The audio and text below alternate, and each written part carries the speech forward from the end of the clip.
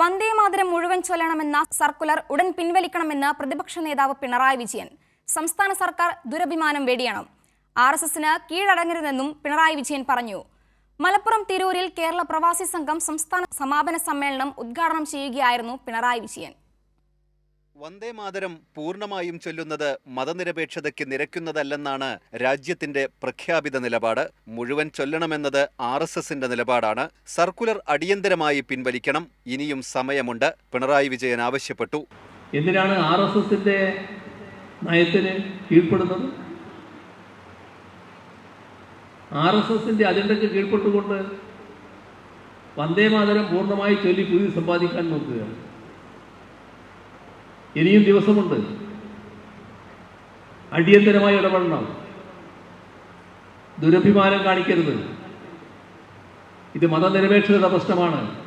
അതുകൊണ്ട് ഇപ്പോൾ സർക്കാർ അയച്ചിട്ടുള്ള സർക്കുലർ അടിയന്തരമായി പിൻവലിക്കണം. വഖഫ് ബോർഡിൽ ഞങ്ങൾ അമുസ്ലിങ്ങളെ ഉൾപ്പെടുത്തി ബോർഡ് നിർമ്മിച്ചുകൊള്ളാമെന്ന് കോൺഗ്രസാണ് കോടതിയെ അറിയിച്ചത്. വകുപ്പ് കൈകാര്യം ചെയ്യുന്നത് ലീഗ് മന്ത്രി. RSS അജണ്ടയ്ക്ക് ഇതിൽ പരം കീഴടങ്ങലുണ്ടോ എന്നും പിണറായി വിജയൻ ചോദിച്ചു. ഇവിടെ ആരാ വകുപ്പ് കൈകാര്യം ചെയ്യുന്നത്? ഇന്ത്യൻ യൂണിയൻ മുസ്ലിം ലീഗ്. ഇന്ത്യൻ യൂണിയൻ മുസ്ലിം ലീഗിന്റെ മന്ത്രിയാണ് അമുസ്ലിങ്ങളടക്കം ഉൾപ്പെടുത്തിക്കൊണ്ട് ഞങ്ങൾ പുനഃസംഘടിപ്പിച്ചോളാം എന്ന് പറയുന്നത്. എന്താണ് UDF ഗവൺമെന്റ് നയം? ഇത് RSSനുള്ള കീഴ്പ്പെടലല്ലേ? 10,000 പ്രവാസികൾ പങ്കെടുത്ത പ്രകടനത്തോടെയാണ് സമ്മേളനം സമാപിച്ചത്. കൈരളി ന്യൂസ്, മലപ്പുറം.